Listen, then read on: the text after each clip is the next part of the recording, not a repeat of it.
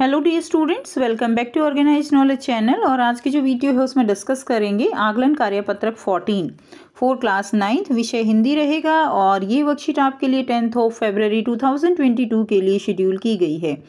और ये वर्कशीट जो है 20 मार्क्स की वर्कशीट रहेगी। वर्कशीट शुरू करने से पहले प्लीज़ चैनल को सब्सक्राइब कर दीजिए, बेल आइकन को भी प्रेस कर लो ताकि आपको आने वाली वीडियोज़ की नोटिफिकेशन वो समय से मिल जाए।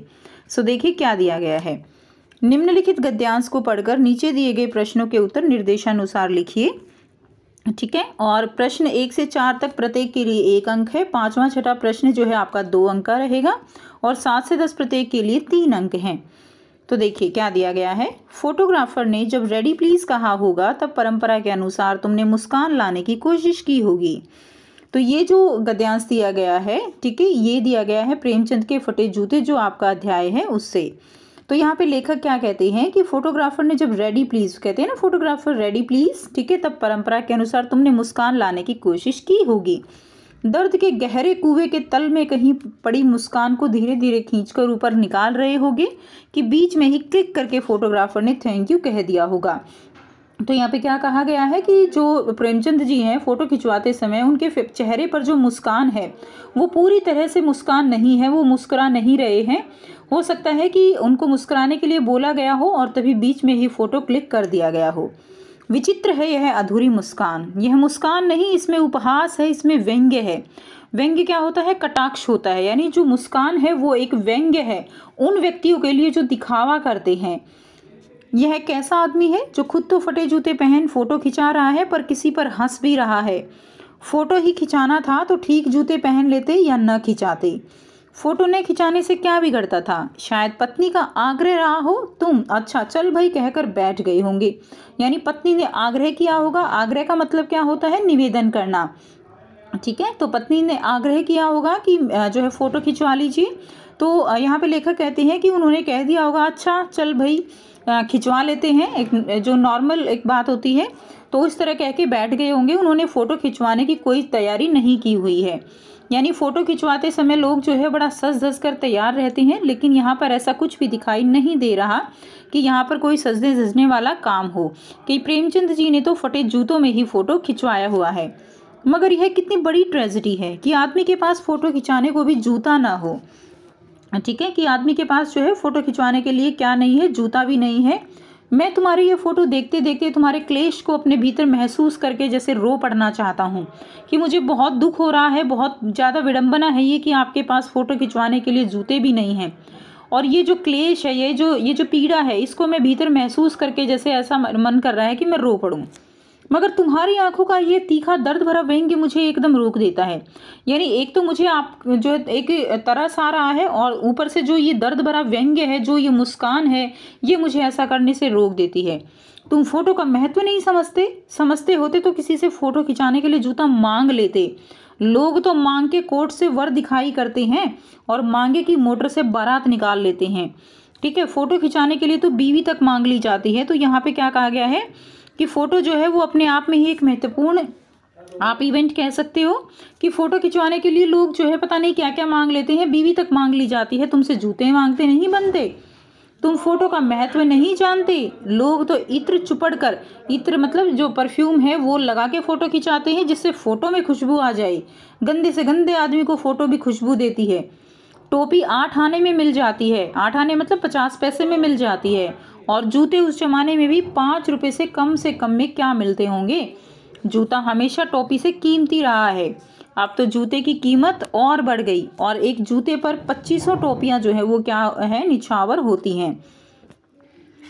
तुम भी जूते और टोपी के अनुपातिक मूल्य के मारे हुए हो। यह विडंबना मुझे इतनी तीव्रता से पहले कभी नहीं चुभी जितनी आज जो है वो चुभ रही है जब मैं तुम्हारा फटा जूता देख रहा हूँ।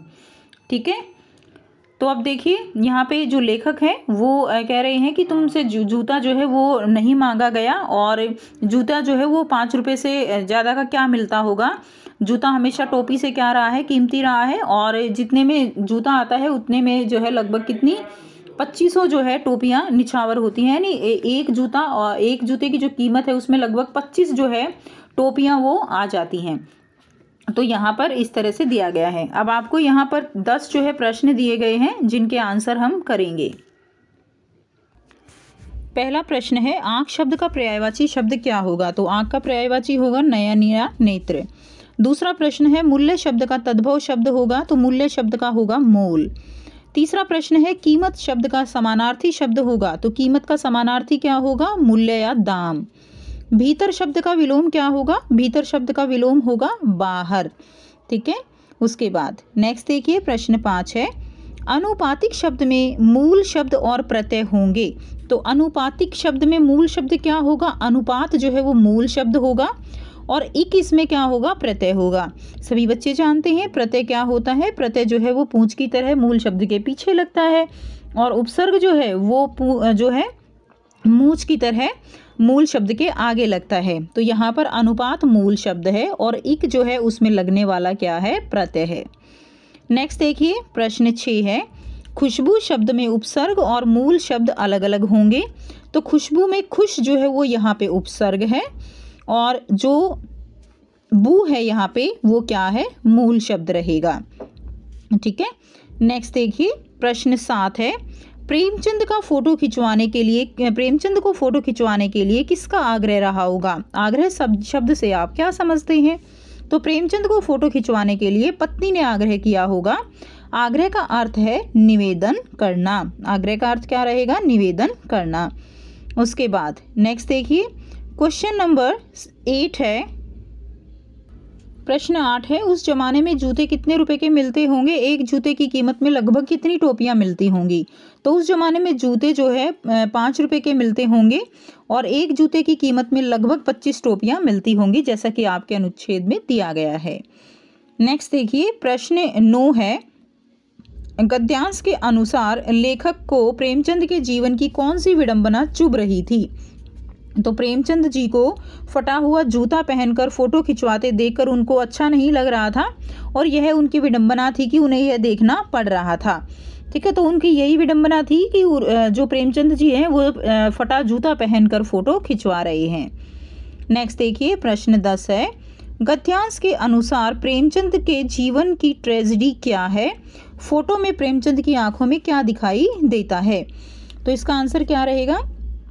गद्यांश के अनुसार प्रेमचंद के जीवन की ट्रेजेडी, ठीक है, यहाँ पे ट्रेजेडी करेंगे बच्चों। प्रेमचंद के जीवन की ट्रेजेडी यह थी कि उनके पास फोटो खिंचवाने के लिए भी जूते नहीं थे। प्रेमचंद की आंखों में समाज के प्रति एक व्यंग्य दिखाई देता है, जिससे पता चलता है कि वह बाहरी दिखावे में विश्वास नहीं रखते। तो ये जो है उनकी आंखों में व्यंग्य दिखाई देता है। तो यहाँ पे ध्यान रखेंगे, यहाँ पे आपको ट्रेजेडी करना है। ठीक है, यहाँ से देख लेंगे। सो ये थी आपकी आज की हिंदी की असेसमेंट वर्कशीट। आई होप सभी बच्चों को ये क्लियर है। कोई भी डाउट है तो आप पूछ सकते हो। वीडियो अच्छी लगे तो वीडियो को प्लीज़ लाइक कर दीजिए, शेयर कर दीजिए और चैनल को सब्सक्राइब कीजिए। Thank you.